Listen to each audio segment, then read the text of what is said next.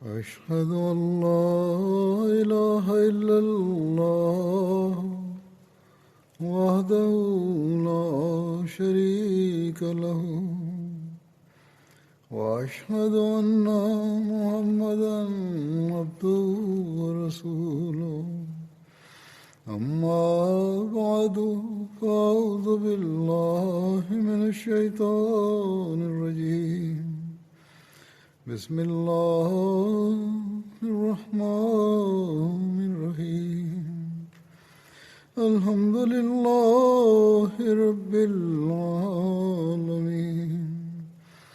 الرحمن الرحيم مالك يوم الدين إياك نعبد وإياك نستعين اهدنا الصراط المستقيم صراط الذين أنعمت عليهم غير المغضوب عليهم ولا الضالين. Hari ini saya akan menyampaikan riwayat seorang pengkhidmat jemaat yang sudah lama, yang terhormat Chaudhry Hamidullah Sahib, yang wafat pada beberapa hari yang lalu. Beliau adalah Wakil A'la Tahrik Jadid Pakistan, Sadr Majelis Tahrik Jadid Anjuman Ahmadiyah, dan juga berkhidmat sebagai officer Jalsah Salanah untuk waktu yang lama.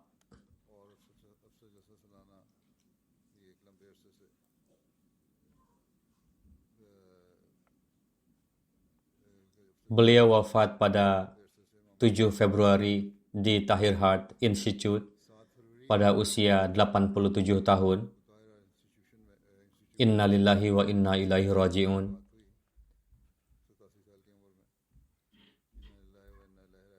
Ayahanda yang terhormat Chaudhry Sahib bernama Babu Muhammad Baksh Sahib dan ibunda beliau bernama Aisyah Bibi Sahibah. Keluarga ini berasal dari daerah perbatasan Bhera. Chaudhry Sahib lahir di Kadian pada tahun 34. Ayahanda beliau baiat 5 tahun sebelum kelahiran beliau. Ayahanda beliau menceritakan peristiwa baiatnya. Beliau menuturkan, dengan bersumpah demi Allah Ta'ala, saya menuliskan satu mimpi, dan mimpi itu adalah sebagai berikut. Beliau lalu menyampaikan rincian mengenai mimpi ini. Beliau menuturkan, ketika itu saya di Bangla Bakhwala, Sargodha. Beliau bekerja di Departemen Irigasi, maka beliau tinggal di Bangla Bakhwala. Pada Oktober 29, sekitar pukul 2 malam, saya melihat pemandangan bahwa Hadrat Rasulullah hadir, atau beliau sedang berkeliling pada saat itu. Demikianlah beliau melewati malam tersebut di sana.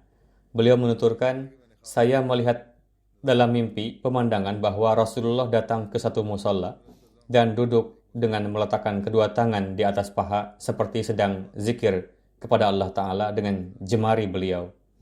Wajah berberkat beliau menghadap ke timur. Beliau bersabda kepada saya, kursi yang Anda duduki, sambungan-sambungannya sudah longgar. Mendengar itu, saya segera bangkit dan melihat satu sambungannya telah longgar. Saya berterima kasih kepada beliau dan mengatakan, Anda telah menyelamatkan nyawa seorang hamba. Jika saya jatuh ke depan atau ke belakang, maka kepala saya bisa pecah. Tidak lama kemudian, di tangan berberkat Hadrat Rasulullah, terdapat satu kursi yang masih baru, yang lengan-lengannya memanjang ke depan. Beliau bersabda, duduklah di kursi ini adalah kursi Ahmadiyah, yakni Islam yang hakiki dan memiliki dalil-dalil yang kuat. Setelah itu hamba ini terbangun. Ini adalah peristiwa baiatnya Ayahanda Chaudhry Hamidullah Sahib ke dalam Jemaat Ahmadiyah.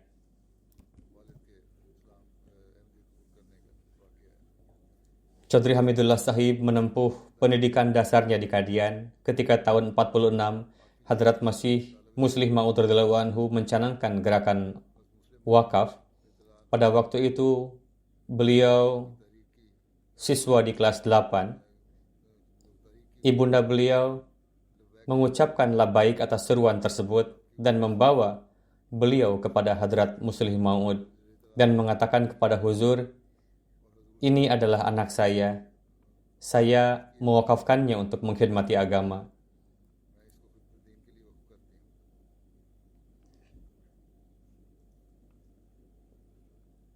Setelah itu, Hadrat Muslih Maud memberikan beberapa petunjuk bahwa beliau hendaknya melanjutkan sekolah ke jenjang yang berikutnya.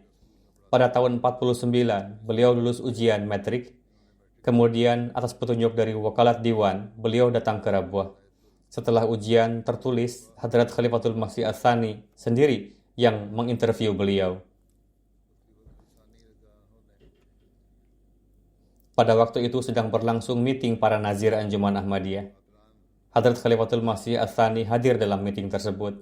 Di sana beliau memanggil 3 orang pemuda yang hadir pada waktu itu, yaitu Chaudhry Hamidullah Sahib, Muslihuddin Sahib, dan Samiullah Sahib. Kemudian Hadrat Muslih Maud menginterview beliau dan atas petunjuk dari Hadrat Khalifatul Masih Ats-Tsani, beliau melanjutkan pendidikannya dan meraih pendidikan di sekolah dan universitas. Atas petunjuk Hadrat Khalifatul Masih Ats-Tsani, beliau meraih gelar BSc. Saat meraih gelar BSc, beliau mendapatkan posisi kedua di seluruh provinsi. Kemudian beliau meraih MA di bidang matematika di divisi pertama. Pada tahun 55, beliau ditetapkan sebagai guru di Talimul Islam College dan ditetapkan sebagai kepala pada jurusan matematika. Beliau menikah pada tahun 60 dengan Razia Khanim Sahibah yang merupakan putri dari Abdul Jabbar Khan Sahib dari Sargodha. Hingga tahun 74, beliau melakukan pengkhidmatan di Talimul Islam College Rabwah. Setelah college dinasionalisasi atas petunjuk Hadrat Muslimah Hadrat Khalifatul Masih yang ketiga, beliau pensiun dari college karena beliau seorang wakaf zindagi. Sekarang college tersebut telah dinasionalisasi, oleh karena itu tidak sepatutnya untuk mengajar di kantor pemerintahan. Maka Hadrat Khalifatul Masih yang ketiga memberikan petunjuk kepada sebagian wakafin zindagi, tidak semuanya untuk tetap melanjutkan bekerja di college, karena di sana pun diperlukan, dan kepada sebagian yang lain, beliau radhiyallahu anhu, beliau rahmatullah alaih, memberikan petunjuk supaya berkhidmat di jemaat. Singkatnya,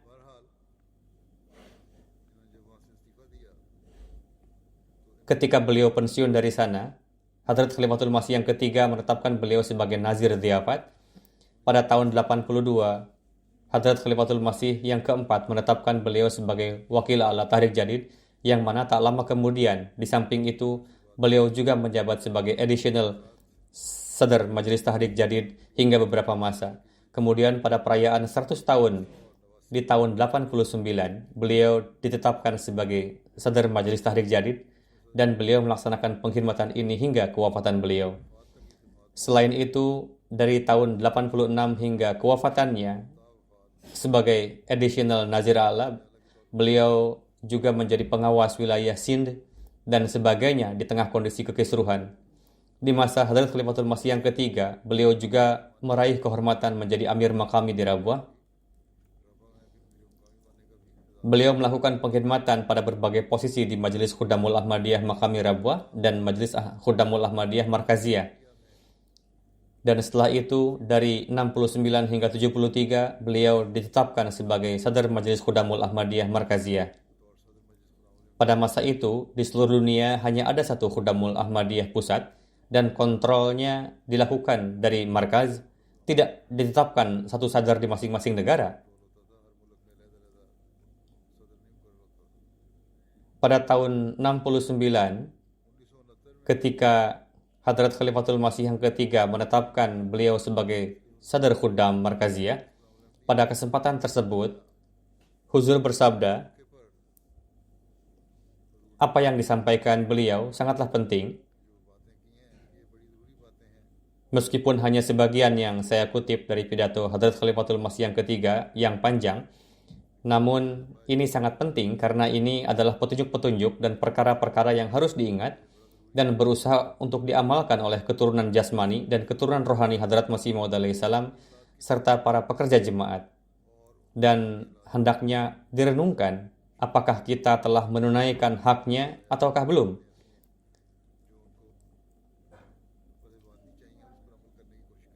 Hadrat Khalifatul Masih yang ketiga rahimahullah bersabda, hendaknya berdoalah untuk pemuda yang akan menjadi sadar dan berdoa jugalah untuk pemuda mukhlis yang akan mengemban jabatan ini. Semoga Allah Ta'ala mengabulkan upaya-upayanya dan memberikan taufik kepada generasi yang akan datang supaya dengan pertolongan Allah Ta'ala mereka dapat bekerja lebih baik dari para pendahulunya. Huzur bersabda, kita tidak bisa stagnan di satu tempat. Setiap kita yang baru diserahi tanggung jawab hendaknya berusaha untuk lebih maju dari para pendahulunya. Karena dengan karunia Allah Ta'ala di dalam jemaat terus terjadi pengembangan dan perluasan. Pekerjaan jemaat pun bertambah. Tanggung jawab pun meningkat. Singkatnya, telah saya katakan bahwa yang memegang jabatan Sadr Khuddam dari sisi hubungan darah dengan Hadrat Masih Maud alaihissalam bukanlah seorang yang memiliki garis keturunan. Sebelum Chaudhry Sahib, nampaknya yang menjadi sadar adalah Hadrat Mirza Tahir Ahmad, Khalifatul Masih yang keempat. Dan beliau rahimahullah memiliki hubungan darah dengan Hadrat Masih Maud alaihissalam. Maka Hadrat Khalifatul Masih yang ketiga bersabda, sedangkan orang ini tidak memiliki hubungan darah. Ia bukanlah seseorang yang memiliki garis keturunan. Namun dari sisi keturunan rohani, setiap orang sebagai hasil dari semangat, upaya, doa, dan kerendahan hatinya mampu untuk menjadi keturunan rohani Hadrat Masih Maud alaihissalam dan hendaknya menjadi putra yang sejati dan hakiki. Dan banyak orang yang lebih terdepan dibandingkan dengan putra-putra jasmani. Padahal mereka hanya putra-putra rohani. Hubungan jasmani adalah hubungan duniawi. Ia tidak memiliki hubungan dengan agama dan kerohanian. Jalinan yang sebenarnya antara Hadrat Masih Maud alaihissalam dengan keturunan beliau hanyalah jalinan rohani. Dan hal ini harus diingat oleh mereka yang memiliki hubungan jasmani dengan Hadrat Masih Maud alaihissalam atau memiliki hubungan darah, bahwa jalinan yang sejati antara Hadrat Masih Maud alaihissalam dengan anak keturunannya hanyalah jalinan rohani. Untuk itu dikatakan bahwa para nabi bukanlah pewaris siapapun, dan tidak juga mereka memberikan warisan kepada siapapun. Karena warisan kaitannya adalah dengan kekerabatan jasmani, hal ini dinafikan. Namun sejauh menyangkut karunia-karunia dan keberkatan-keberkatan rohani, inilah hakikat, inilah kebenaran, inilah hikmat, inilah sesungguhnya makna yang sejati dari keturunan rohani seseorang, yakni ia yang menegakkan perintah Allah Ta'ala sesuai dengan kehendak dan firman-Nya, dan setiap orang akan mendapatkan ganjaran sesuai dengan keikhlasan dan pengorbanannya. Alhasil, sebenarnya keturunan rohani inilah yang merupakan keturunan dari seorang wujud suci. Ia tidak memiliki keturunan jasmani. Sebenarnya, keturunan yang hakiki dari Hadrat Masih Maud alaihissalam adalah keturunan rohani. Untuk itu, beliau alaihissalam bersabda mengenai keturunan jasmani beliau bahwa Allah Ta'ala telah mengabulkan doaku dan menjadikan mereka wujud rohani. Jika dengan menjadi keturunan jasmani terdapat keistimewaan, maka beliau alaihissalam tidak perlu memanjatkan doa-doa tersebut dan tidak juga membutuhkan pengabulannya. Alhasil, perkara yang penting adalah memiliki hubungan yang kuat secara kerohanian. Meskipun tidak memiliki hubungan secara jasmani. Untuk itu, orang-orang yang beranggapan bahwa hanya sebagai keturunan jasmani saja merupakan satu kemuliaan, mereka telah keliru. ada sebagian orang dalam Islam yang memusuhi keturunan Rasulullah hanya karena alasan mereka adalah keturunan jasmani beliau. Namun, ini juga keliru, bahwa dikarenakan keturunan jasmani, maka mereka meraih kehormatan. Namun, jika ada orang yang memberikan kebesaran kepada mereka dikarenakan hubungan kekerabatan ini, maka ia benar-benar bodoh.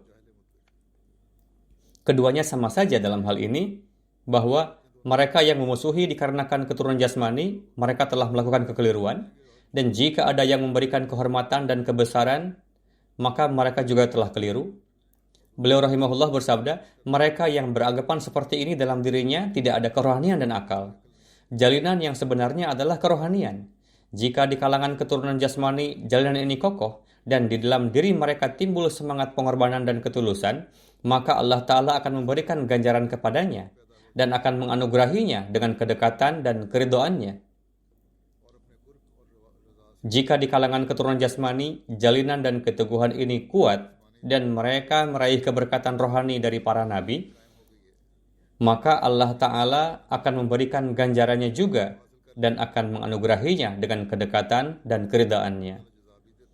Dan siapa saja yang meskipun bukan keturunan jasmani, ia meraih pengaruh rohani dan menjadikan dirinya dalam pandangan dunia seperti keturunan yang hakiki, maka mengatakan mengenai dirinya bahwa hanya dikarenakan ia tidak mempunyai hubungan jasmani, oleh karena itu dalam pandangan Allah Ta'ala ia tidak bisa meraih kehormatan dan kedudukan, ini juga keliru. Alhasil, sekalipun tidak memiliki hubungan jasmani, jika ia menjadi keturunan rohani dan memenuhi haknya, maka ia pun meraih kedudukan dan mengatakan mengenainya bahwa ia tidak meraih kehormatan dan kedudukan adalah keliru. Kemudian bersabda, keduanya keliru, yang sebenarnya adalah siratal mustaqim, yakni barang siapa yang dalam pandangan Allah Ta'ala meraih kedudukan dan kehormatan, maka ia telah sukses. Ia telah mendapatkan taufik untuk mengerjakan pekerjaan-pekerjaan agama Allah Ta'ala sesuai dengan kemampuannya. Allah Ta'ala telah mengabulkan upaya-upayanya, terlepas apakah ia mempunyai hubungan jasmani dengan utusannya di zaman itu atau tidak. Alhasil, orang-orang yang mengatakan bahwa dikarenakan mereka mempunyai hubungan jasmani, maka mereka harus dikatakan mulia, mereka pun telah mengatakan hal yang tak masuk akal. Dan orang-orang yang beranggapan bahwa dikarenakan seseorang memiliki hubungan jasmani, maka ia telah baik dan mendapatkan kehormatan sebagai warisan, ini juga keliru. Dengan demikian, tidak ada seseorang yang mendapatkan kehormatan dan kemuliaan sebagai warisan. Alhasil, barang siapa yang beranggapan bahwa dikarenakan tidak memiliki hubungan jasmani, maka tidak bisa mendapatkan kemuliaan dan kebesaran, ini adalah keliru. Singkatnya, barang siapa yang beranggapan bahwa dikarenakan memiliki hubungan jasmani, maka pasti mendapatkan kemuliaan, ini pun keliru. Faktanya, hubungan rohani adalah nama dari menempuh ketakwaan, menciptakan kecintaan hakiki kepada Allah Ta'ala, berkorban demi Allah Ta'ala, mendatangkan satu kematian bagi nafsunya, menganggap diri bukan apa-apa, dan setelah memfanakan diri, ia meraih satu kehidupan yang baru dan suci dari Allah Ta'ala. Inilah jalinan yang sebenarnya. Tanpa itu, suatu hubungan tidak bisa dikatakan hubungan. Beliau rahimahullah bersabda, singkatnya, dengan karunia Allah Ta'ala,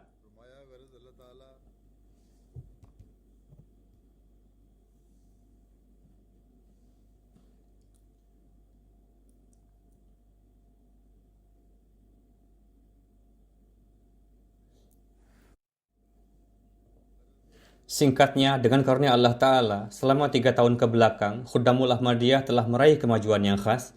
Namun bagi Khuddam, tidak ditetapkan satu puncak seperti halnya puncak ketinggian gunung-gunung, di mana dengan menempuhnya, mereka beranggapan bahwa sudah cukup. Sekarang kami telah sampai di puncak ketinggian. Pekerjaan kami telah selesai. Ini adalah gunung yang tidak memiliki puncak, karena ini adalah gunung yang di atasnya bumi Rabb yang maha mulia, dan jarak antara manusia dengan Allah Ta'ala tidaklah terbatas, dan kita harus mengupayakan ini. Dan di dalam hal ini terdapat nafas dan kehidupan kita, bahwa kita tidak akan berhenti di satu tempat, atau setelah berhenti di satu tempat, janganlah beranggapan bahwa kita telah meraih apa yang harus diraih. Tidaklah seperti itu. Bagi kita telah ditetapkan kemajuan dan peningkatan yang tidak terbatas. Dan jika kita berusaha dan Allah Ta'ala menumbuhkan di dalam hati kita rasa keikhlasan, pengorbanan dan kecintaan hakiki, maka Dia akan terus menurunkan karunia-Nya kepada kita, yang mana sebagai hasilnya manusia meraih lebih banyak kasih sayang dari Allah Ta'ala dan menjadi lebih jauh dan asing dari nafsunya. Alhasil, inilah kata-kata yang beliau rahimahullah nasihatkan kepada Chaudhry Sahib, dan berkat Chaudhry Sahib hari ini kata-kata ini pun telah sampai kepada kita. Para wakaf zindagi, para pekerja jemaat, dan setiap orang yang memiliki garis keturunan dengan Hazrat Masih Maud alaihissalam, ketika merenungkan perkara-perkara ini, maka hendaknya berdoalah juga untuk ketinggian derajat Chaudhry Sahib. Berkat beliau, kata-kata yang indah ini bisa kita dengar dan fahami.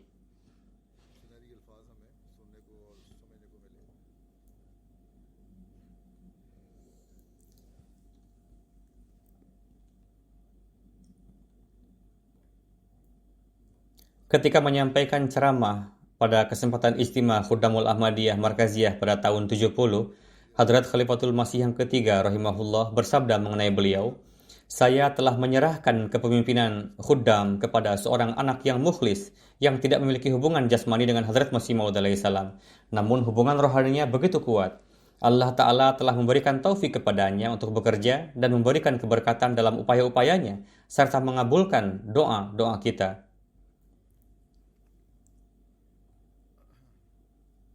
Setelah beliau menyelesaikan masa pengkhidmatan sebagai sadar khuddam, yakni ketika periode beliau telah berakhir sebagai sadar, maka ketika acara pelepasan, sambutan ungkapan terima kasih yang disampaikan di dalamnya tertulis sebagai berikut, dan apapun yang tertulis mengenai beliau di sini sungguh tiada yang dilebih-lebihkan. Acara khusus pada hari ini dipersembahkan bagi Chaudhry Sahib. Periode kepemimpinan Chaudhry Sahib selama 4 tahun lamanya telah menambah suatu capaian emas di dalam sejarah Khuddamul Ahmadiyah. Di dalamnya, Khuddamul Ahmadiyah sedunia berdasarkan kualitas dan kuantitasnya, dan sesuai dengan bimbingan khas dari Huzur Ayyadahullahu Ta'ala Binasil Aziz, ini adalah peristiwa di masa Khalifah ketiga, telah menjalankan pekerjaan yang luar biasa dalam setiap bidangnya. Chaudhry Hamidullah Sahib dengan penuh kerendahan hati, tak kenal lelah, dan kerja keras yang tanpa henti telah berusaha menanamkan ketaatan, kesetiaan, dan perhubungan erat dengan khilafat. Merupakan sifat-sifat yang sangat menggugah hati ke dalam generasi muda yang kelak akan terbukti menjadi petunjuk jalan di masa depan mereka nanti. Insya'Allahul Aziz, di masa kepemimpinan beliau, sesuai dengan harapan Sayyidina Hadrat Amirul Mukminin Khalifatul Masih Al-Thalis, setiap bidang dalam Khuddamul Ahmadiyah telah meraih kemajuan pesat. Di masa kepemimpinan beliau, petunjuk-petunjuk berharga dari Hadrat Muslim Maud radhiyallahu anhu telah diterbitkan dalam bentuk buku dengan nama Mash'al-e-Rah, yakni pedoman petunjuk. Buku kecil Yad Rakhne Ki Batein, yakni hal-hal yang patut diingat, telah diterbitkan untuk para atfal. Nizam keuangan Khuddam Markaziyah baik secara umum maupun secara khusus pun telah mengalami kemapanan.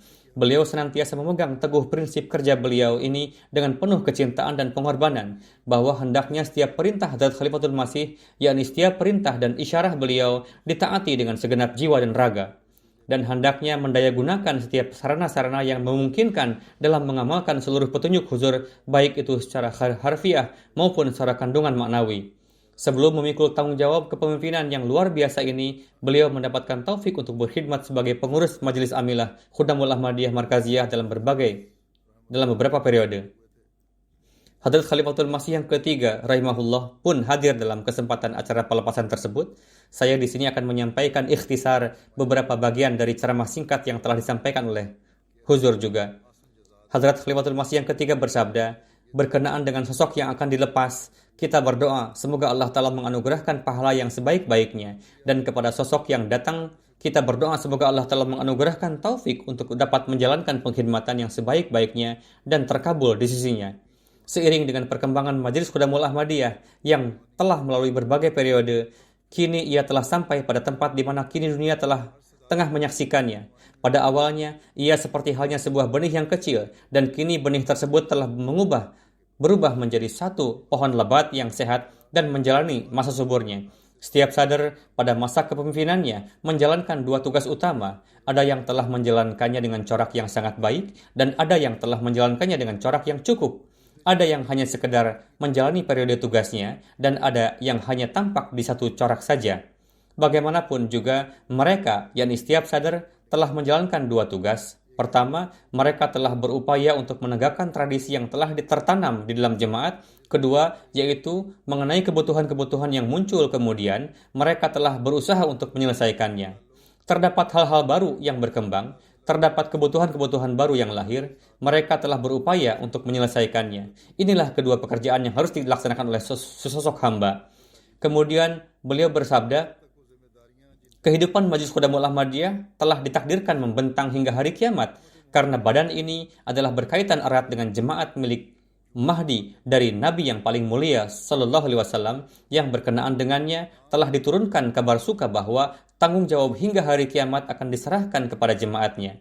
Tanggung jawab hingga hari kiamat tersebut yang mana hubungan secara utama dan menyeluruh adalah dengan umat Muhammad Sallallahu Alaihi Wasallam, yaitu dengan agama Islam.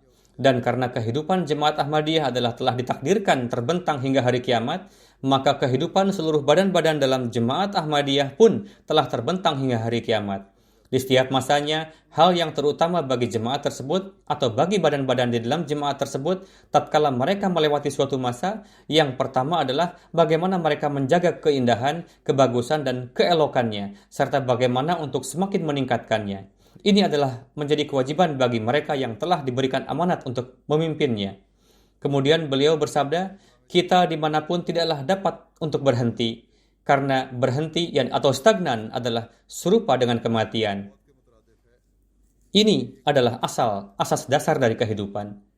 Walhasil, terhadap hal ini, setiap jenjang anggota kita, setiap badan-badan, setiap nizam jemaat yang ada, dan setiap pengurus hendaknya senantiasa mengingat bahwa kita tidaklah dapat stagnan dimanapun, karena berhenti adalah sepadan dengan kematian. Ini adalah asas dasar dari kehidupan. Kemudian beliau bersabda, setiap sadar yang kelak akan terpilih, bagi mereka terpikul tanggung jawab yang lebih banyak dari sadar yang sebelumnya. Hal ini dikarenakan sadar sebelum ini hanyalah mengembangkannya, seraya terus meneguhkan tradisi yang telah ada pada 2 tahun sebelumnya. Sadar sebelumnya melanjutkan pekerjaan yang telah dilimpahkan kepadanya, yakni pekerjaan tersebut telah semakin luas. Beliau bersabda, pekerjaan tersebut telah menjadi semakin meluas. Terdapat petunjuk-petunjuk baru, baik yang berasal dari markaz, yaitu yang datang dari khilafat, berupa petunjuk-petunjuk dari khalifah di masa itu. Terdapat tanggung jawab baru yang harus dijalankan sesuai dengan keadaan-keadaan yang terkini. Dan terdapat tradisi-tradisi lama yang harus terus ditegakkan. Kemudian untuk mencapai kebutuhan-kebutuhan baru dan untuk memahami permasalahan-permasalahan baru, untuk hal-hal itu mereka berupaya menyelesaikannya dengan upaya-upaya baru dan semangat-semangat baru.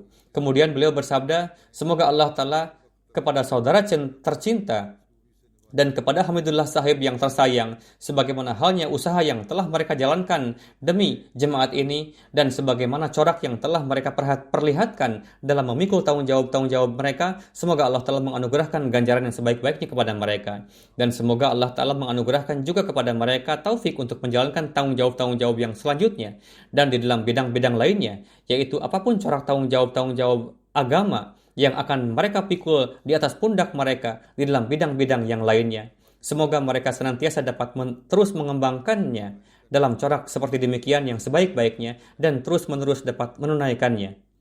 Pada keadaan-keadaan sulit di tahun 74 pun, Chaudhry Sahib sesuai dengan petunjuk Hadrat Khalifatul Masih Al-Thalis yang saat itu telah membentuk suatu sel untuk mengurus keadaan-keadaan sulit, di dalamnya beliau pun telah menjalankan pengkhidmatan-pengkhidmatan yang penting. Setelah peristiwa hijrah Hadrat Khalifatul Masih yang keempat, rahimahullah ta'ala ke London, sesuai dengan petunjuk huzur, beliau datang ke sini dan sempat tinggal hingga kurun waktu lebih dari 1 tahun lamanya di sini, di mana beliau telah cukup berperan dalam membangun dan mengatur bagaimana nizam jemaat secara pusat. Dari tahun 82 hingga 99, beliau mendapatkan taufik untuk berkhidmat sebagai sadar Majelis Ansarullah. Pada saat itu belum ada syarat batas masa kepemimpinan. Kurang lebih selama kurun waktu 17 tahun tersebut beliau terus menjadi sadar Ansarullah. Kemudian tatkala beliau sebagai sadar dalam Badan Ansarullah, buku berjudul Sabilur Rasyad jilid pertama yang berisi petunjuk-petunjuk Hadrat Khalifatul Masih yang kedua terkait Ansarullah telah selesai diterbitkan. Pekerjaan pembangunan dan perluasan yang cukup besar pun telah dilaksanakan di bangunan guest house. Kemudian di dalam komite perencanaan perayaan Jubli 100 tahun Jemaat Ahmadiyah yang telah dilaksanakan tahun 89 silam, beliau pun telah berkhidmat di dalamnya sebagai sadar. Sebelum itu, beliau mendapatkan taufik untuk berkhidmat sebagai sekretaris di komite perencanaan perayaan Jubli 100 tahun Jemaat. Pada tahun 2005, beliau pun terus berkhidmat dalam komite perayaan Jubli 100 tahun Khilafat Ahmadiyah.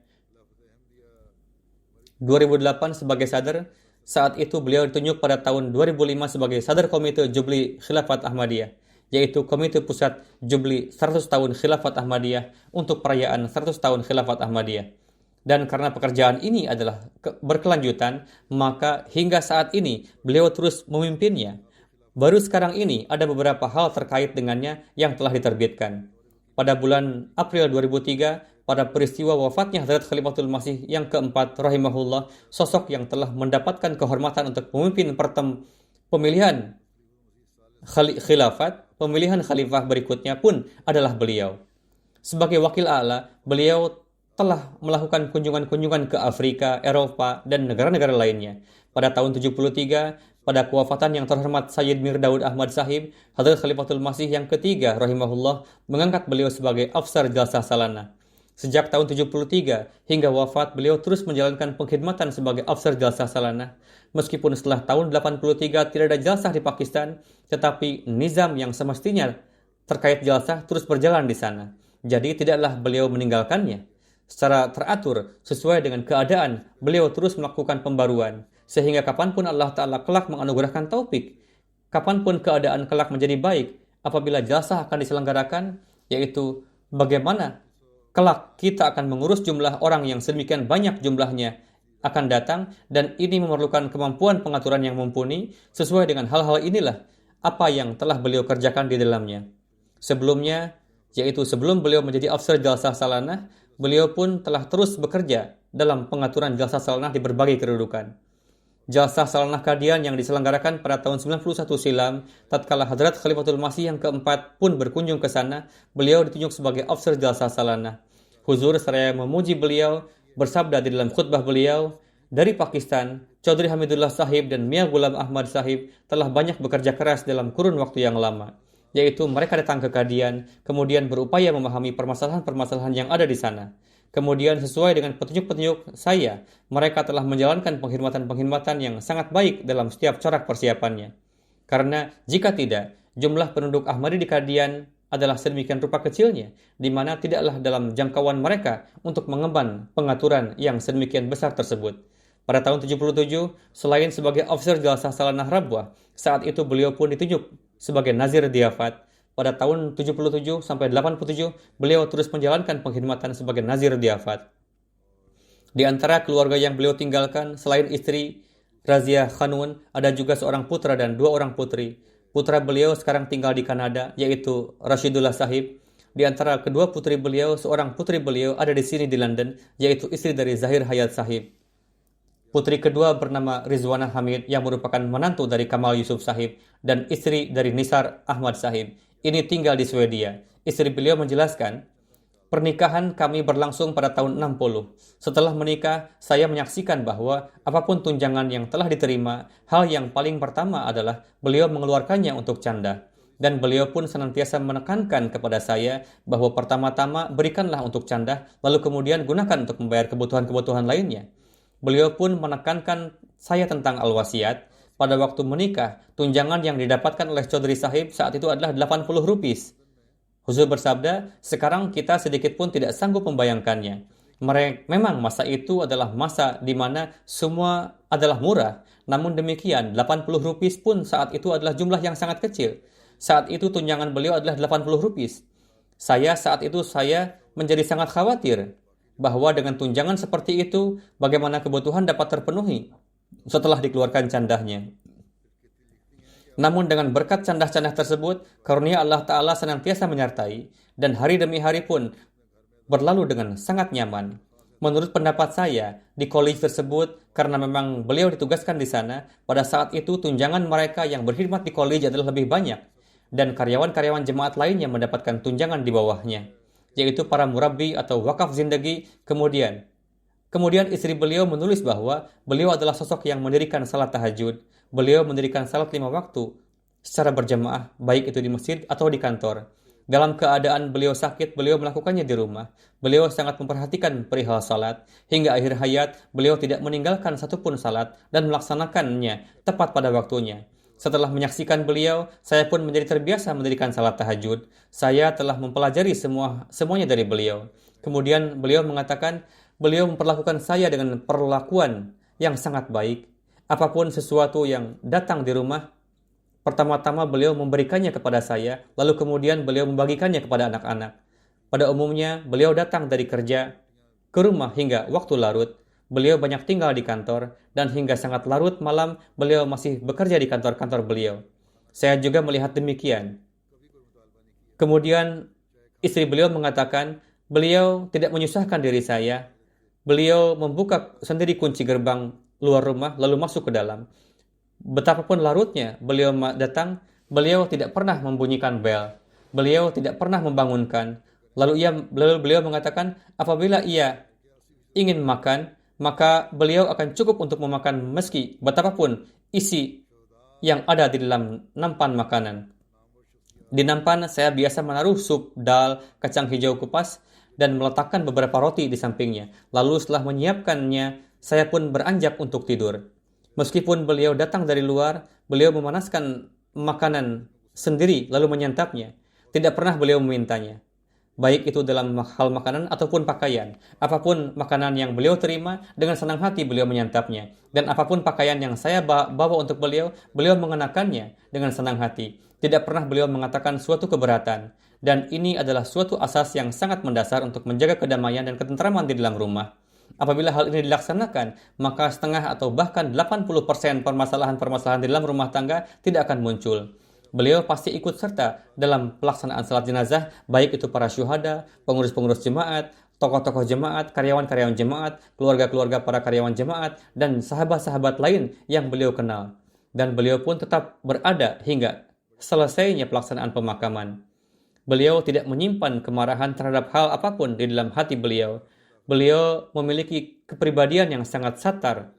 Beliau adalah seorang suami yang sangat penyayang, dan bagi anak-anak beliau, beliau adalah sosok ayah yang penyayang. Beliau tidak pernah marah kepada seorang pun kerabat beliau. Beliau adalah yang paling pertama dalam hal menjalin tali persahabatan. Setiap hari Kamis, beliau datang berkunjung ke rumah saudara-saudara perempuan beliau yang tinggal di Rabuah. Saudari Sahib pun sangat memperhatikan kedua orang tua. Ia mengatakan, suatu saat saya tengah dioperasi di rumah sakit dan saya tinggal hingga 10 hari lamanya di sana. Saat itu tidak ada tempat yang tersedia sehingga beliau pun berbaring di atas lantai dan di dalam kamar saya. Beliau tidak pernah mengeluh bahwa saya tidak dapat tidur di bawah. Beliau adalah suami yang sangat penyayang. Kemudian istri beliau mengatakan, tatkala saya sakit dan masuk rumah sakit Tahir Heart, maka beliau tinggal bersama saya di sana dan beliau memperhatikan setiap keperluan saya. Kemudian putri beliau menuliskan, beliau tidak pernah mengucapkan sesuatu pun ke hadapan Ummi, yakni ibu, dengan nada yang tinggi. Ayah tidaklah semata-mata ayah bagi kami, namun beliau merupakan teman bagi kami. Kami dapat membagi segala hal kepada beliau. Kemudian ia mengatakan, pada umumnya saat saya masih kecil, beliau biasa melaksanakan salat tahajud di kamar saya. Saat itu saya masih ingat hingga kini sebuah doa yang sering beliau lantunkan. Artinya adalah, wahai yang maha kuasa dan maha perkasa, selamatkanlah kami dari mara bahaya. Di masa kanak-kanak, beliau biasa memperdengarkan berbagai kisah seperti cerita kepada kami sebelum tidur. Tatkala beliau datang ke Swedia, saat itu anak-anak saya berusia kecil, dan beliau pun senantiasa memperdengarkan kisah-kisah cerita kepada mereka, dan ayah kami adalah khazanah doa bagi kami. Kemudian seorang putri beliau mengatakan, kebiasaan rutin beliau sepanjang umur, beliau adalah di waktu pagi hari setelah sarapan pagi, beliau pergi ke kantor, dan di waktu siang beliau datang lewat waktu ke rumah. Setelah salat asar, beliau kembali berangkat ke kantor, dan setelah isya, beliau pulang hingga larut malam ke rumah. Di masa kanak-kanak, tatkala kami memerlukan bantuan dalam pelajaran matematika, maka waktu yang beliau miliki adalah 1 jam setelah salat subuh untuk mengajarkan anak-anak. Satu kali pada saat acara pemeriksaan persiapan jalsah salanah, Hadrat Khalifatul Masih yang ketiga bersabda berkenaan beliau, saat itu Huzur tengah duduk. Setelah itu giliran para karyawan untuk makan. Pada masa itu biasanya ada acara makan, maka Hadrat Khalifatul Masih yang ketiga mengatakan kepada beliau, "Silahkan, Tuan makan bersama saya di mangkok saya." Saat itu, lauk diberikan dengan menggunakan mangkok tanah liat dan ada mangkok yang terletak di hadapan Hadrat Khalifatul Masih yang ketiga. Huzur bersabda kepada Chaudhry Sahib, "Tuan makanlah bersama saya dengan mangkok ini."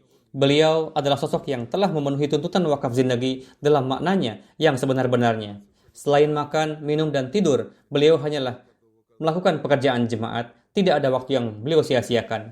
Kemudian putri beliau mengatakan, ketika saya kecil, ada satu hal yang beliau ajarkan kepada saya, yaitu tangan yang di atas adalah lebih baik dari tangan yang di bawah. Dulu saya kerap menyodorkan kedua tangan untuk mendapatkan sesuatu dari orang lain, maka beliau mengatakan dengan isyarat, jangan mengambil seperti ini. Beliau hendak memahamkan agar mengambil dengan tangan di atas. Hendaknya mengambil dengan cara seperti ini. Baik itu uang ataupun sesuatu yang lain. Ini pun merupakan satu corak tarbiyat yang bagus. Beliau sama sekali tidak menaruh kecintaan kepada benda-benda duniawi. Ia mengatakan, saya tidak pernah melihat kelebihan seperti ini pada diri orang lain. Kalaupun ada seseorang yang memberikan sebesar apapun hadiah kepada beliau, tidak akan nampak kilauan kebahagiaan pada mata beliau. Mata beliau hanya tertarik dalam urusan kejemaatan. Beliau biasa meletakkan HP di atas ranjang sehingga dapat dihubungi 24 jam oleh setiap orang. Putri beliau yang besar menulis, beliau memiliki pandangan yang dalam kepada putra-putri beliau. Beliau sangat menghargai perasaan anak-anak. Beliau tidak pernah memerintahkan ini itu kepada kami untuk kemudahan beliau sendiri, melainkan melakukannya sendiri, segala kebutuhan. Setiap saat beliau selalu berusaha untuk membantu kami. Beliau biasa mendudukkan anak-anak saya, lalu mengajarkan perkara kejemaatan kepada mereka. Beliau biasa menceritakan perihal keberkatan khilafat dan kisah-kisah yang menggugah keimanan yang beliau alami dengan khilafat. Setiap ucapan beliau tidak ada yang sia-sia dan memberikan pengaruh positif kepada kami. Putra beliau pun menulis bahwa beliau selalu menekankan pada dua hal, yakni salat dan jangan meninggalkan khutbah huzur dalam kondisi apapun, dan apapun yang dinasihatkan oleh khalifah harus diamalkan dengan sebaik-baiknya. Beliau biasa mengatakan kepada saya, berikanlah kesan kepada penduduk Kanada sehingga bisa menjadi sarana tabligh. Berikan kesan bahwa kita menghormati dan mencintai mereka. Jamilur Rahman Rafiq Sahib, Wakil Tasnif Tahrik Jadid menulis, saya memiliki hubungan yang sangat lama dengan Hamidullah Sahib.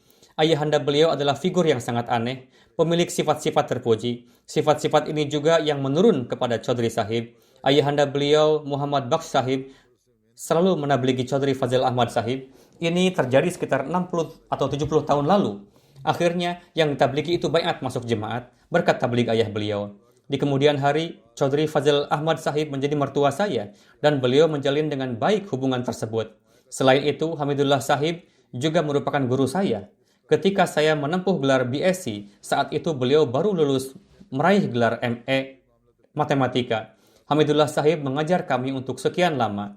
Beliau mengajar dengan segenap kesungguhan, yang mana hal itu sangat berkesan bagi kami. Beliau sangat teguh dalam prinsip, namun penyayang. Beliau biasa memberikan bantuan secara diam-diam kepada staf bawahan yang membutuhkan bantuan. Dengan karunia Allah Ta'ala, beliau sangat gigih. Beliau memiliki tabiat yang dekat dengan keilmuan, khususnya sangat faham dengan bidang sejarah dan geografi. Beliau pun selalu menasihatkan untuk mendalaminya. Dengan karunia Allah Ta'ala, beliau sangat berhati-hati dalam membelanjakan uang jemaat. Beliau sering berkata, alih-alih menggunakan seluruh halaman kertas untuk menulis surat yang singkat, potong saja kertas tersebut menjadi dua. Beliau memahami segala urusan secara mendalam. Jika dihadapkan pada satu urusan, beliau biasa menganalisanya sampai ke hal-hal yang sangat halus. Setelah itu memutuskannya. Keistimewaan tersebut dengan karunia Allah Ta'ala sangat nampak jelas pada diri beliau. Wakilud Diwan Laik Nasir Sahib menuturkan, Hamidullah Sahib pernah mengatakan kepada saya bahwa ketika Hadrat Khalifatul Masih ketiga menjabat sebagai Sadr Khudam, saat itu Hamidullah Sahib bertugas sebagai asisten sadar pada acara istima. Pak Sadr Khudam memerintahkan beliau untuk mengecek keadaan di Langar Khanah. Langar Khanah biasa beroperasi ketika istima pun pada waktu itu. Chaudhry Sahib menuturkan, ketika saya akan pergi untuk mengecek, Pak Sadr memanggil saya kembali dan bersabda, yang bertugas sebagai ketua Langar Khanah memiliki tabiat yang keras dan sudah senior, sehingga tidak akan membiarkan Anda masuk ke Langar Khanah jika Anda pergi tanpa mengenakan badge ini. Kemudian Pak Sadr membuka badge Sadr dan memasangkannya kepada Chaudhry Sahib. Pak Sadar bersabda, dengan tanda ini beliau akan mengetahui bahwa saya yang telah mengirim Anda. Setelah itu, Chaudhry Sahib pergi ke Langarkana. Ketika saya instruksikan kepada segenap para nazir dan wakil, dan setelah itu pun saya perintahkan juga sebanyak 2-3 kali untuk berkunjung ke jemaat-jemaat agar menemui para Ahmadi untuk menyampaikan salam dari saya, yakni Huzur, Chaudhry Sahib juga berangkat untuk melaksanakan tugas tersebut sebanyak 2 kali. Penulis mengatakan, saya pergi dengan beliau sebanyak 2 kali ke Sargoda karena beliau ditugaskan ke Sargoda. Beliau mengunjungi setiap rumah dan tidak menyisakan satupun. Bagi orang yang sedang tidak berada di rumah, melainkan di tempat kerja atau dimanapun, beliau pun pergi menuju tempat tersebut dan menemuinya di sana. Ada banyak tempat di mana tidak ada kendaraan umum yang bisa digunakan, sehingga kami terpaksa harus berjalan kaki berkilo-kilometer untuk sampai ke sana. Ini adalah kebiasaan beliau yang khas, yakni taat dan mengamalkan perintah. Beliau biasa membaca berkali-kali pesan yang saya atau Huzur berikan. Hamidullah Sahib mengatakan, ketika saya menyampaikan pesan Huzur di hadapan orang-orang, jika dalam kata-kata saya terdapat kekeliruan, baik lebih maupun kurang, tolong ingatkan dan beritahu saya bahwa pesan Huzur sebenarnya adalah demikian. Sampai sedemikian rupa kehati-hatian beliau. Dalam urusan perkantoran pun terdapat petunjuk baku dari beliau, yakni bagaimanapun urusannya, apakah urusan besar ataupun kecil, jika terjadi kekeliruan dalam pelaksanaannya, maka kabarkanlah kepada khalifah dan pastikan supaya Huzur mengetahui kekeliruan yang terjadi. Dengan begitu, Huzur akan mendoakannya sehingga timbul perbaikan. Kesederhanaan Hamidullah Sahib sangat luar biasa. Ketika melakukan kunjungan, beliau menegaskan kepada jemaat yang akan dituju agar tidak mengadakan protokol penyambutan. Ketika tiba waktunya makan, kapanpun mendapatkan kesempatan makan, beliau makan. Terkadang beliau makan di dalam mobil, terkadang beliau makan sambil duduk di suatu pojok ketika berkeliling di suatu kampung. Terkadang ketika kunjungan, jemaat meminta beliau untuk menyampaikan ceramah, namun beliau selalu menolak dengan mengatakan, saat ini saya hanya akan melakukan tugas yang telah diperintahkan kepada saya. Hadrat Muslim Maud bersabda kepada penduduk Qadian dan Rabwah agar membiasakan melaksanakan salat berjamaah di masjid yang berada di areanya. Dalam hal ini, Hamidullah Sahib selalu berusaha untuk melaksanakan petunjuk Huzur tersebut sampai akhir hayat. Sekurang-kurangnya, beliau berusaha untuk salat berjamaah di masjid yang berada di area kediaman beliau dari antara 5 waktu salat. Karena selain di masjid dekat kediaman beliau, beliau pun biasa datang juga ke Masjid Mubarak, yakni Masjid Center. Pada malam hari pun, beliau biasa datang dan bekerja di kantor. Seringkali beliau datang ke kantor pada malam hari meskipun saat itu tidak ada tugas. Beliau membuka sendiri kantornya karena pada malam hari tidak ada petugas, lalu bekerja di dalamnya. Kebiasaan itu sudah beliau mulai sejak masa berkhidmat di Talimul Islam College. Ada satu kejadian menarik yang terjadi pada masa berkhidmat di college. Suatu hari, beliau tengah bekerja di ruangan staf TI College pada malam hari. Ada seorang staf pembantu datang membawa wadah makanan. Setelah dibuka ternyata di dalamnya ada hidangan nasi biryani atau nasi pelau. Pembantu itu mengatakan ini adalah kiriman dari Pak Prinsipal. Yang menjabat sebagai prinsipal saat itu adalah Hadrat Mirza Nasir Ahmad, Hadrat Khalifatul Masih yang ketiga. Sebenarnya Hadrat Khalifatul Masih yang ketiga tidak mengetahui kalau beliau tengah duduk bekerja di kantor. Adapun di kemudian hari, Huzur memberitahukan bahwa saya sudah mengira saat itu Anda pasti tengah duduk bekerja di kantor. Untuk itu saya perintahkan pembantu saya untuk mengirimkan hidangan tersebut kepada siapa saja yang tengah duduk bekerja pada saat itu. Kapanpun ada yang bertamu ke rumah, beliau sendiri yang biasa mengkhidmatinya. Beliau menyuguhkannya kepada para karyawan atau bawahan beliau, apa yang ada di rumah dan tidak menjaga jarak. Laik Abid Sahib menulis, Hamidullah Sahib sangat berhati-hati dalam urusan yang sekecil sekalipun. Beliau biasanya tidak langsung menandatangani jika ada draft tagihan atau surat yang belum diproses tergeletak di meja. Hal ini sangat perlu bagi para pejabat jemaat, yakni jangan bersikap gegabah dengan menandatangani apapun tanpa mengecek terlebih dahulu apa isinya. Beliau sangat disiplin waktu dan begitu kokohnya kebiasaan beliau dalam mengerjakan setiap tugas pada waktunya sehingga seakan-akan beliau tengah berkendara di atas waktu. Kapanpun beliau menghendaki, beliau bisa membelokkannya. Meskipun beliau sangat disiplin dalam waktu, namun beliau sangat memperhatikan tuntutan kesopanan. Ketika pergi ke masjid untuk salat, beliau biasa menyibukkan diri dengan zikir. Ketika menunggu salat, beliau tidak biasa melihat jam, sebagaimana pada umumnya orang-orang biasa melihat ke arah jam dan mengeluhkan kenapa salat belum dimulai juga, padahal sudah waktunya. Kapanpun imam datang, beliau mengikuti imam untuk salat. beliau biasa memberikan nasihat kepada para mubaligh yang datang dari luar. Pada umumnya, nasihat yang beliau berikan adalah agar membiasakan untuk membaca buku Hadrat Masih Maud alaihissalam dan mengamalkan ajaran yang diterangkan dalam buku Hadrat Masih Maud alaihissalam.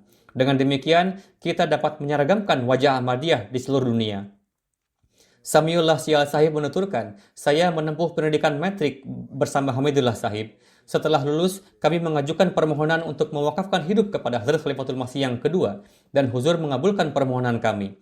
Saya bersama dengan beliau melalui berbagai bidang pengkhidmatan sampai akhir hayat beliau selama sekitar 71 tahun.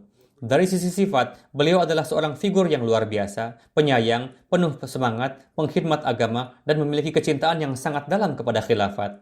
Salah satu keistimewaan beliau adalah selalu memberikan tarbiyat dengan sangat baik kepada para pewakaf baru. Ini adalah satu keistimewaan besar beliau. Saya pun, yakni Huzur, biasa menugaskan beliau untuk mendidik sebagian pewakaf baru. Beliau melakukan tugas tersebut dengan sangat baik. Halim Quraisy Sahib menuturkan, Hamidullah Sahib sangat menguasai urusan administrasi dan keuangan. Beliau tidak bisa mentolerir administrasi yang buruk. Beliau sangat teliti dalam hal keuangan. Beliau selalu mencari tahu update harga-harga. Jika disampaikan satu kwitansi yang menurut beliau harga suatu barang lebih mahal walaupun hanya 10 rupiah, beliau mempertanyakannya dengan mengatakan harga barang tersebut di toko itu 100 rupiah, sedangkan barang yang Anda beli 110 rupiah dari toko lain. Amir Muhammad Kaisarni Sahib, seorang engineer yang mengurusi mesin pembuat roti di Jalsah, menuturkan, Hamidullah Sahib memberikan keutamaan yang besar pada musyawarah atau saran dari orang lain.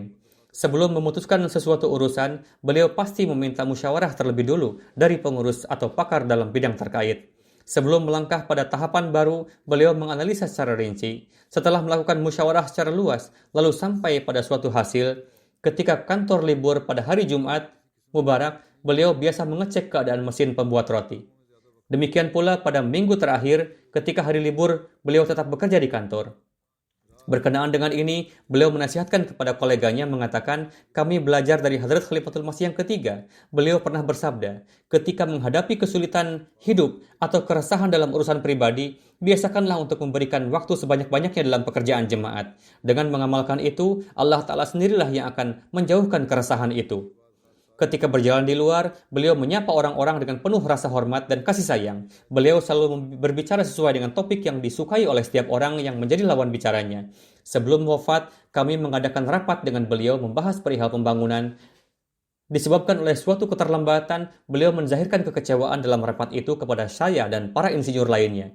Namun setelah selesai rapat, pada hari itu juga, beliau segera menelepon saya dan seperti biasa, beliau berbicara dengan senyuman, mengatakan, mungkin pada hari ini saya telah menggunakan kata-kata yang keras kepada Anda. Untuk itu saya sampaikan permohonan maaf saya atas sikap saya kemarin dalam rapat. Setelah itu, beliau pun menanyakan kabar saya. Hafiz Muzaffar Sahib menuturkan, atas usulan saya, Huzur keempat pada prinsipnya menyetujui pembangunan research cell. Setelah itu, Huzur memerintahkan saya untuk menemui Hamidullah Sahib. Di antara dua bangunan yang diusulkan, beliau meminta untuk membangun kantor research cell di Jamiah. Ketika musyawarah, beliau mengatakan, kedepannya Anda akan melakukan tugas-tugas jemaat. Pertama-tama, Anda hendaknya selalu fokus pada kebutuhan jemaat di masa yang akan datang. Kedua, harus selalu memperhatikan prinsip qanaah atau tidak berlebihan. Alih-alih memilih model yang disukai, misalnya meja kerja yang besar atau kursi yang nyaman, pilihlah furniture yang sesuai dengan kebutuhan. Majid Tahir Sahib, Wakil Tafsir London, menuturkan, Hamidullah Sahib selalu melewati setiap detik kehidupannya untuk mengkhidmati agama. Dalam memproses beragam urusan kantor, apapun yang disabdakan oleh khalifah kepada beliau langsung memprosesnya tanpa jeda. Tidak jarang ketika beliau menerima petunjuk dari Huzur pada malam hari, beliau pergi ke kantor di malam hari untuk mengerjakan tugas tersebut, lalu pulang setelah menyelesaikannya. Tentunya setiap duduk, berdiri, berjalan, bicaranya, diamnya beliau sesuai dengan kehendak Huzur.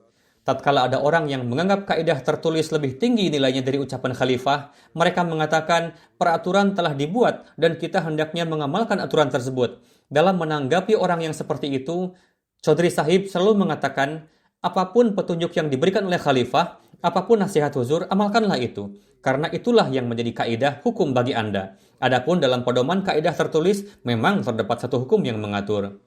Mubashir Ayah Sahib, prinsipal Jamiah Rabwah menuturkan, Hamidullah Sahib merupakan ensiklopedia berkenaan dengan tradisi dan gerakan-gerakan dalam jemaat. Benar sekali. Kapanpun mendapatkan kesempatan untuk menekuni suatu bidang, beliau benar-benar menguasainya. Saya sering mengatakan kepada beberapa kawan saya bahwa jika kita mengadakan rapat dengan Hamidullah Sahib untuk membahas jamiah, maka Hamidullah Sahib akan memberitahukan kepada kita bahwa bangunan jamiah memiliki sekian anak tangga, sekian tanaman, sekian banyak kekurangan, sekian pohon ini dan itu di bagian ini. Alhasil, Hamidullah Sahib memperhatikan segala sesuatu dengan penuh ketelitian. Dalam rapat, beliau mengetahui sampai hal-hal yang detail beserta dengan bagian-bagiannya berkenaan dengan setiap urusan dan beliau pun berharap supaya kolega beliau memahami itu semua. Hamidullah Sahib sedemikian rupa memahami sejarah Rabwah seakan-akan sudah terpatri di mata dan kalbu beliau. Beberapa bulan lalu, saya berjumpa dengan beliau. Saya berkata kepada beliau, terkadang kami menemukan kontradiksi dalam penuturan sebagian sesepuh jemaat berkenaan dengan beberapa tempat bersejarah di Rabwah. Mohon kiranya Tuan berkenan untuk memberikan masukan. Setelah itu, Hamidullah Sahib menyampaikan banyak hal kepada saya dan menjelaskannya secara rinci bahwa Pak Anu dan Anu dapat dimintai keterangan, namun daya ingat si A dan si B sudah mulai lemah. Hamidullah Sahib mengatakan, begini saja, tolong Anda buatkan daftarnya, lalu kirimkan kepada saya. Kemudian saya akan ikut serta pergi bersama Anda untuk memberikan keterangan sejauh yang saya ingat. Mubashir Ayah Sahib menuturkan, kerendahan hati beliau sedemikian rupa sehingga beliau sendiri yang biasa membuatkan cai dan menyuguhkan untuk saya. Kisah lain perihal kerendahan hati beliau adalah beliau menghadiri Jalsah Qadian beberapa tahun lalu. Yang menjabat sebagai wakil pengawas Langgarkhana adalah Mahfuzur Rahman Sahib. Saat itu kami tengah ngobrol sambil berdiri, tiba-tiba Hamidullah Sahib lewat dari suatu arah, menyampaikan salam. Setelah itu Mahfuz Sahib mengatakan kepada saya dengan nuansa hati yang khas bahwa Chaudhry Sahib adalah seorang figur yang rendah hati. Tadi beliau Chaudhry Sahib datang menemui saya dan berkata, tolong berikan makanan segera untuk saya baru selesai menghadiri rapat. Dan 15-20 menit kemudian saya harus menghadiri rapat lain lagi. Saat itu telah selesai waktunya makan. Saya berkata kepada beliau, baik Tuan, di dalam kulkas ada makanan, saya akan panaskan dulu untuk Tuan. Silahkan Tuan tunggu sebentar sambil bersantai dulu. Ketika saya selesai menghangatkan hidangan dan akan mempersembahkan kepada beliau, namun karena proses mempersiapkan hidangan itu cukup lama, sehingga beliau sudah tidak ada. Karena beliau sangat disiplin waktu dan beliau harus segera menghadiri rapat berikutnya. Jika beliau menunggu hidangan hangat, maka beliau akan terlambat menghadiri rapat. Saya melihat sebelumnya, beliau menyantap potongan roti yang tersisa di meja makan. Roti-roti itu dikumpulkan, lalu dimakan dengan dal dan lauk seadanya di meja. Lebih kurang beliau menghabiskannya. Dengan begitu, beliau dapat menghadiri rapat tepat waktu. Beliau tidak memperlihatkan tanda-tanda mengeluh dan tidak juga mengatakan kepada saya bahwa saya lambat dalam menyiapkan hidangan. Beliau menyantap potongan roti yang ada di meja makan dengan dal atau lauk apapun yang ada di atas piring pada saat itu. Beliau rajin menelaah buku Hadrat Masih Maud alaihi salam dan sangat mendalam. Nampaknya beliau terus-menerus menelaah buku-buku tersebut dan tidak hanya mencukupkan sampai pada penelaahan saja, bahkan tidaklah keliru jika dikatakan bahwa beliau menelaah buku-buku dengan penuh pendalaman. Beliau menganalisa sampai pada setiap perkara. Jika timbul suatu pertanyaan di benak beliau, beliau mencari solusinya dan berupaya untuk menyelesaikannya. Beliau pun menasihatkan orang lain untuk melakukannya, yakni ketika membaca buku, perhatikanlah setiap kata-katanya. Kapanpun timbul pertanyaan di benak, usahakanlah untuk dicari jawabannya. Mubarik Siddiqui Sahib menuturkan, suatu hari ketika Hamidullah Sahib berkunjung ke London, saya, yakni Huzur, mengizinkan para alumnus Ta'limul Islam College untuk mengadakan pertemuan reuni. Siddiqui Sahib berkata, saya sampaikan kepada Hamidullah Sahib bahwa Huzur telah mengizinkan penyelenggaraan acara tersebut. Ketika berbicara dengan Chaudhry Hamidullah Sahib, saya katakan kepada beliau, Tuhan telah memberikan taufik kepada Tuan untuk melakukan berbagai pengkhidmatan untuk masa yang panjang dan telah memberikan banyak sekali kemuliaan kepada Tuan. Mohon Tuan berikan saya nasihat, apa rahasia dari ini semua? Almarhum menuturkan, ada satu rahasia, jangan anggap pengetahuan dan akal kita sebagai sesuatu. Taatlah kepada khalifah dengan menutup mata. Tampilkanlah ketaatan yang sedemikian rupa sehingga hati Anda memberikan kesaksian bahwa aku telah berusaha sekuat tenaga untuk memenuhi hak ketaatan. Mirza Jawad Sahib menceritakan satu riwayat Hadrat Khalifatul Masih yang ketiga. Suatu hari Huzur bersabda kepada Hamidullah Sahib pada kesempatan Jalsah Salana sebelum perpisahan India-Pakistan, biasa mendapatkan giliran berjaga selama 1 minggu. Setiap orang yang mendapatkan tugas jaga dalam tempo 1 minggu itu hanya mendapatkan 1 cangkir teh cair sebagai snack penyegar. Al-Kisah, seorang karyawan yang telah selesai bertugas jaga dan mendapatkan jatah cair kembali ke kamarnya di Langgarkhana dengan wajah ceria sambil membawa jatah cairnya. Tamu yang saat itu sekamar dengan karyawan tersebut dan sedang terlentang di ranjang menyangka bahwa karyawan itu membawakan cair untuknya. Tamu bertanya kepada karyawan yang telah bertugas jaga itu, "Apakah Anda membawakan cair untuk saya?" Karyawan tersebut tanpa menjelaskan langsung memberikan cair tersebut kepada tamu itu. Hamidullah Sahib menyampaikan bahwa Hadrat Khalifatul Masih yang ketiga rahimahullah sering menceritakan kisah pengorbanan karyawan yang sedang bertugas tersebut, yakni bagaimana mereka dalam setiap kondisi senantiasa memperhatikan kenyamanan tamu. Hamidullah Sahib mengatakan, coba perhatikan, ada kalanya di mana orang yang melakukan tugas jaga hanya mendapatkan jatah cair 1 kali dalam seminggu. Bahkan ketika bertugas pun terpaksa berkorban seperti kisah di atas. Adapun saat ini, Allah Ta'ala menganugerahkan harta yang sedemikian rupa banyaknya kepada jemaat, sehingga mendapatkan cair untuk setiap rapat yang kecil sekalipun sudah menjadi suatu hal yang biasa. Untuk itu, kita harus memahami bahwa begitu banyak karunia Allah Ta'ala yang tercurah, dan belanjakanlah harta jemaat dengan penuh kehati-hatian dan terhindar dari penghamburan. Sebetulnya masih banyak kisah mengenai Hamidullah Sahib, hanya beberapa saja yang saya sampaikan. Jika disampaikan semuanya akan sangat panjang, saya akhiri sampai di sini. Apapun yang disampaikan perihal beliau tadi, keistimewaan beliau yang dikisahkan tadi, di dalamnya tidak ada yang dilebih-lebihkan. Banyak hal yang ditulis oleh orang-orang, ada surat yang menulis begitu panjang sehingga saya tidak bisa memotongnya, walaupun dari tengah, dan tidak pula dapat membacakan sebagian surat yang diterima.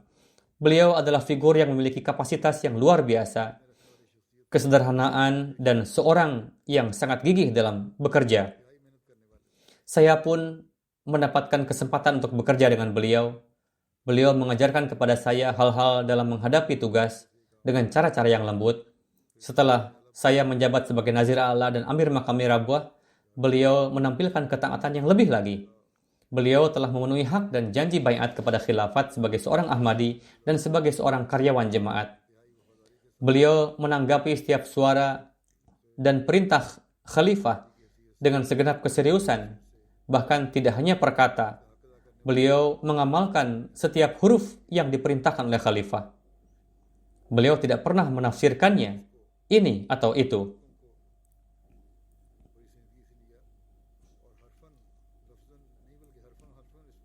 Sebelum ini, Jamiah Mahasiswa Junior memiliki bangunan terpisah dari Jamiah Senior.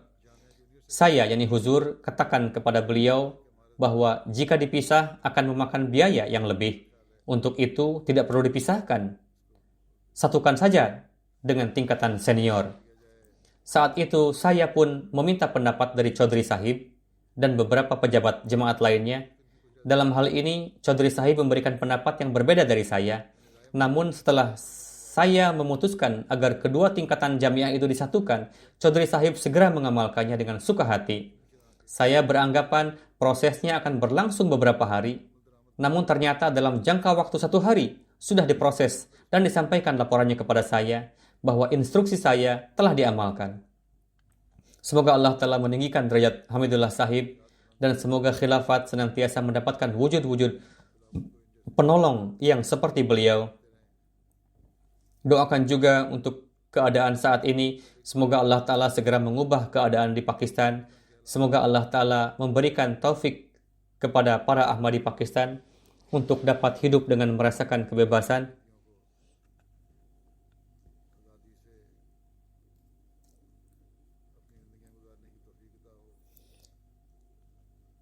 Hal penting lainnya yang ingin saya sampaikan adalah bahwa virus corona yang tengah mewabah saat ini, namun ada sebagian para Ahmadi yang tidak mengamalkan kehati-hatian sebagaimana mestinya. Baik itu di UK, di Amerika, di Pakistan, tidak juga di negara-negara lainnya. Hendaknya bersikap hati-hati sepenuhnya. Amalkanlah penggunaan masker dan yang lain-lainnya. Ada yang memakai masker namun membiarkan bagian hidungnya terbuka, padahal hidung harus ditutup.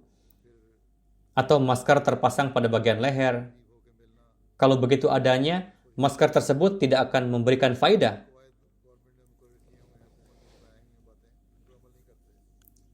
Ada juga yang tidak memperhatikan, jaga jarak dengan mengobrol terlalu dekat dengan orang lain, dan tidak mengamalkan petunjuk dan aturan dari pemerintah. Hendaknya itu semua diamalkan, jika tidak, wabah ini akan terus menular satu sama lain. Perlu diperhatikan juga agar melakukan perjalanan sekurang-kurangnya. Hindarilah perjalanan yang tidak perlu. Mereka yang berkunjung ke Pakistan dari Eropa harus berhati-hati. Adalah lebih baik jika tidak melakukan safar pada saat seperti ini. Semoga Allah Ta'ala segera menjauhkan wabah ini. Semoga Allah Ta'ala memberikan kesembuhan kepada para Ahmadi maupun non-Ahmadi yang tengah sakit saat ini. Setelah salat nanti saya akan memimpin salat jenazah gaib untuk Hamidullah Sahib.